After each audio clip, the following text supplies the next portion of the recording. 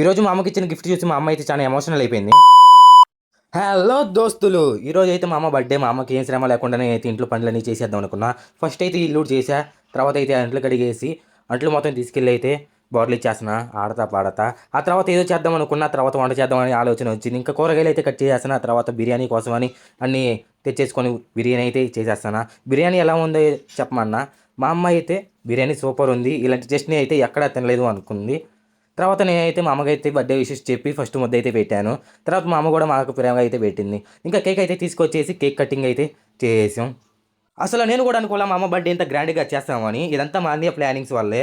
అసలు నేను బెంగళూరు నుంచి ఇక్కడ రావడానికి కూడా మా అమ్మ బర్త్డే కారణం. తర్వాత ఒక గిఫ్ట్ అయితే మా అమ్మకి ఇచ్చాము. మేము బర్త్డే చేయడమే సర్ప్రైజ్ అనుకుంటుంది. అంతలోకి మా అన్నయ్య మంచి గిఫ్ట్ అయితే తీసుకొచ్చి మా అమ్మకైతే ఇచ్చేసాడు. అసలు ఈ గిఫ్ట్ చూసి అయితే మా అమ్మ అయితే చాలా ఎమోషనల్ ఫీల్ అయిపోయింది. మా అమ్మకి మణిగాడు అంటే చాలా ఇష్టం. మణిగాడు ఫోటో ఫ్రేమ్ కట్టి ఇవ్వగానే మా అమ్మ అయితే చాలా ఎమోషనల్ అయితే అయిపోయింది. మీ అందరం కూర్చొని ఇది కూడా ఒక సర్ప్రైజ్ అని, మాకు ఇది కూడా ఒక పెద్ద సర్ప్రైజ్ లాంటిదే. ఇంకా మొత్తం అయిపోయిన తర్వాత కట్ చేసిన కేక్ కూడా ఒకరికొకరు తినిపించేసుకున్నాం. చివరి ఆఖరికి ఏదో పెళ్ళి ఉందనేసరికి నేనైతే రెడీ అయిపోయి పెళ్ళికైతే వెళ్ళిపోతున్నా.